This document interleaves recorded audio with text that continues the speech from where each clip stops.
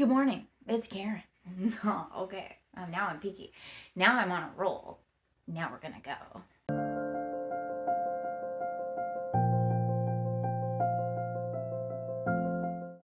Good morning. My name is Karen, and every year I make a top 10 list of the books that I must read. The idea came to me when I first was expecting my first child, and I decided that if I wasn't going to do a whole lot of reading, I would want to read at least 10 books. To me, that was very approachable. I could make some of them a little bit bigger, and the idea would be that if I could read one a month, I'd be great. I'd be happy.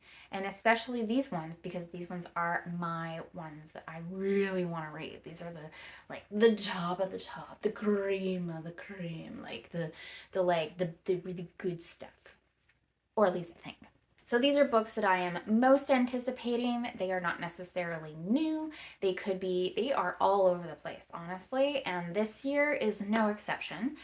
I decided to kind of categorize each of these to make sure that I was giving myself a pretty good spread. The first book, the number one book I want to read. Every year I give myself a challenge. The first year that I did this, I gave myself the challenge of Gone with the Wind. The second year, I did Moby Dick. This last year, I did Wolf Hall. You're noticing a trend. These are all big, big books. They are also classic, highly regarded, and just those mammoths that you say in your lifetime, I want to have read this. So, this one's wild. This is the Shahnameh by Ferdowsi. I have practiced his first name and I'm not very good at it, so I'm not going to butcher it.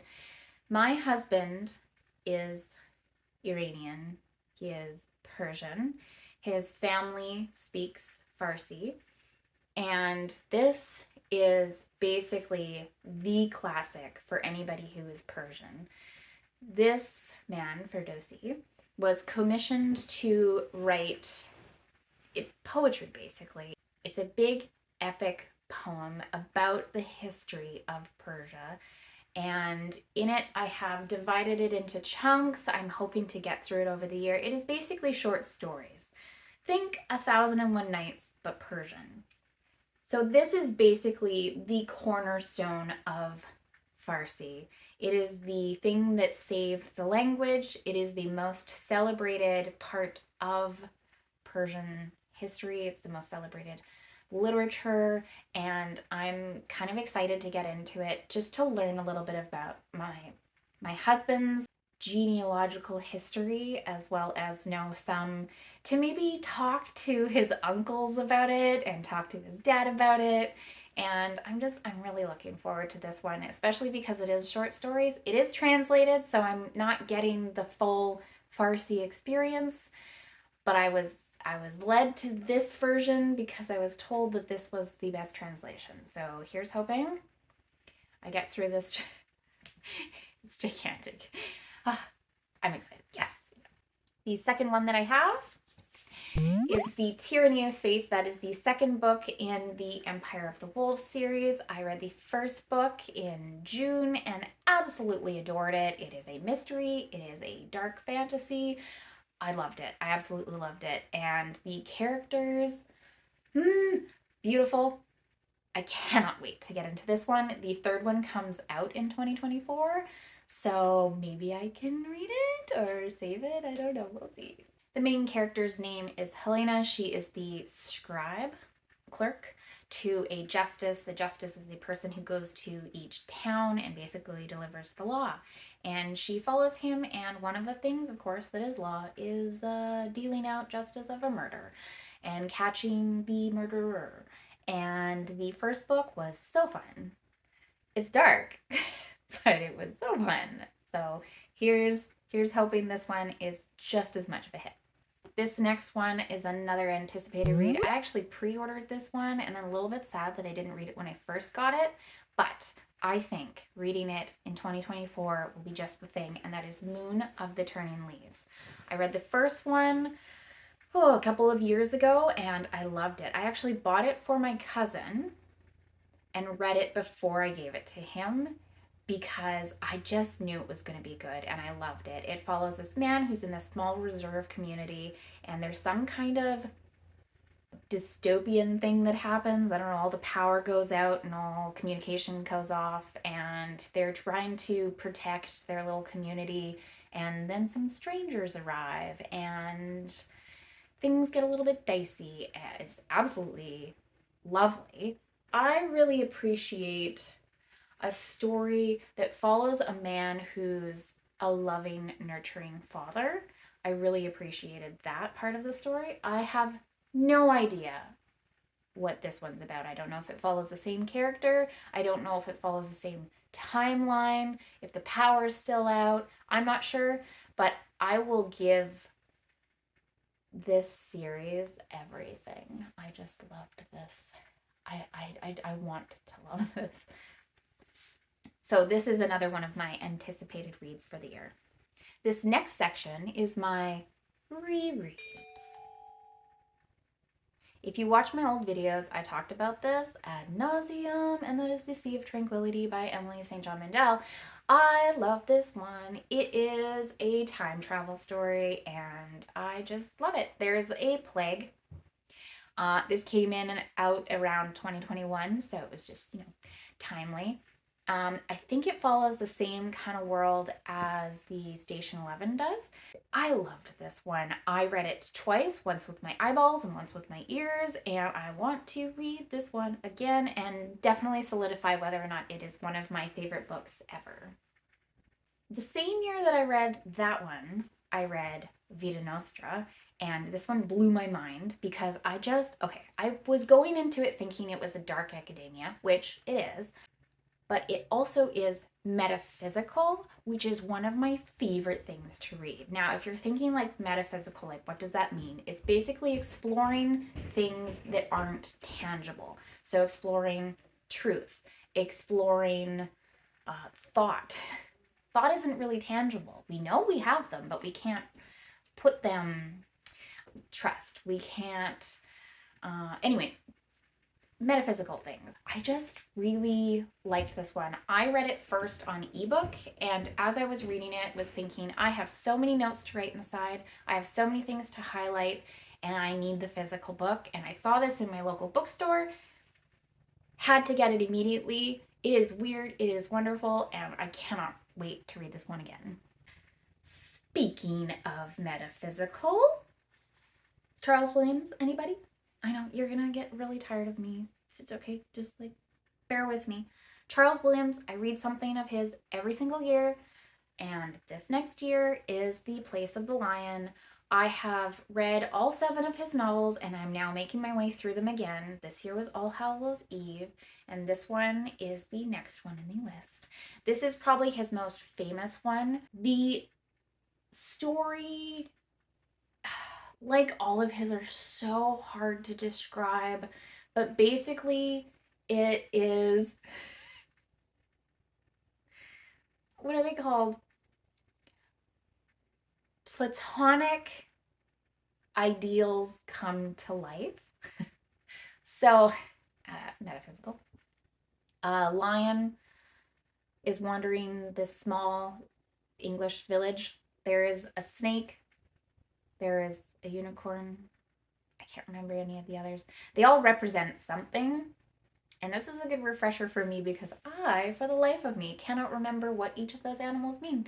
And not everybody sees these animals. That's the thing. The main characters see these animals and they get affected by them. The people around get affected by them, but they don't see them. It is so fun. So, okay, this one. This will be a read in October because I always read Charles Williams in October. October 2024. One of my challenges for next year is I want to read classic science fiction. And I'm just sort of compiling a list right now. I'll make a video doing the reads that I want to accomplish in this challenge. But here is here's 2 that I want to read this coming year. The first one is Old Man's War by John Scalzi. This is Oh, I read this description so long ago. This is your mom brain working it out right now. This is a world in which all of the old men are recruited for this space war. I'm going to assume space war. It is science fiction. All the young men they deem too valuable. Fair enough. So they decide after a certain age, if you're an old man, you go to war.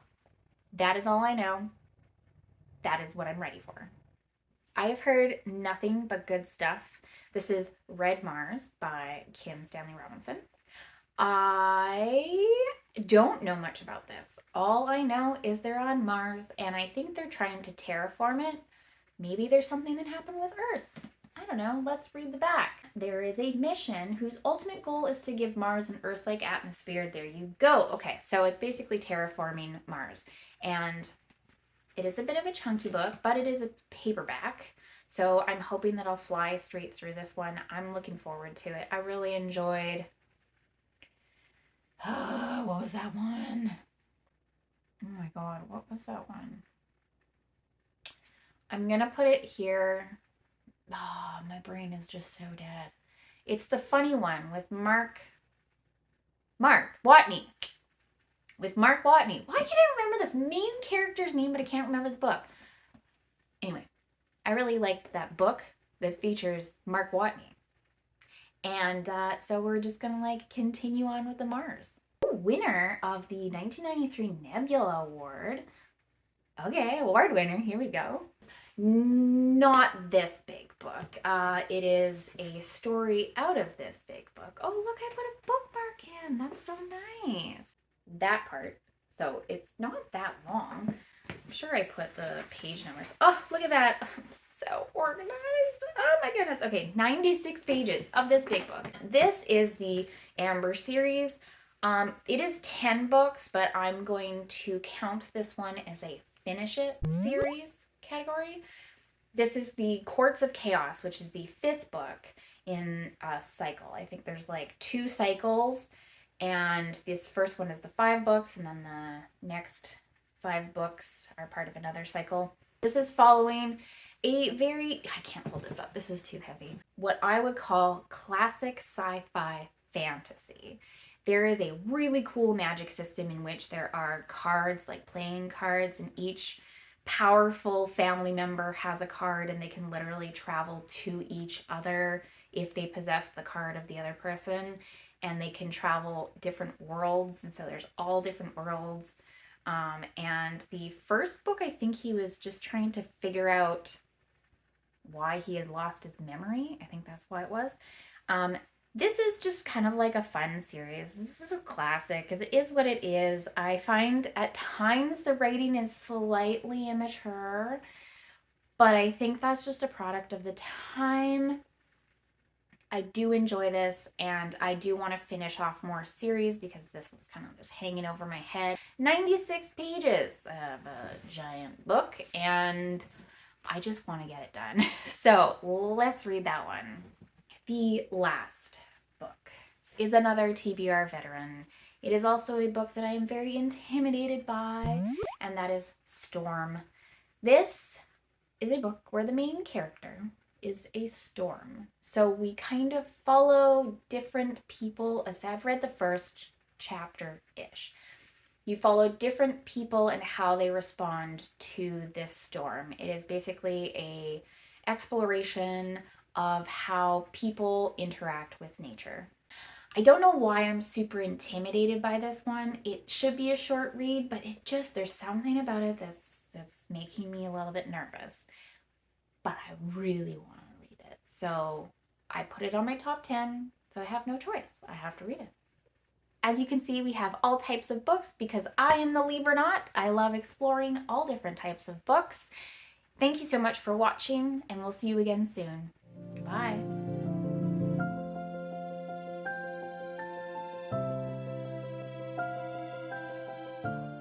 What did I read of John Scalzi's? Was it the Kaiju Society? I read something by John Scalzi this last year. I'm pretty sure it was the Kaiju Society Reservation something. I'll pop it here. and it was so much fun. I really enjoyed it. It's basically what it sounds like. Like, it's exactly what it sounds like, but it was fun. Like, just, okay, give me more of that, please.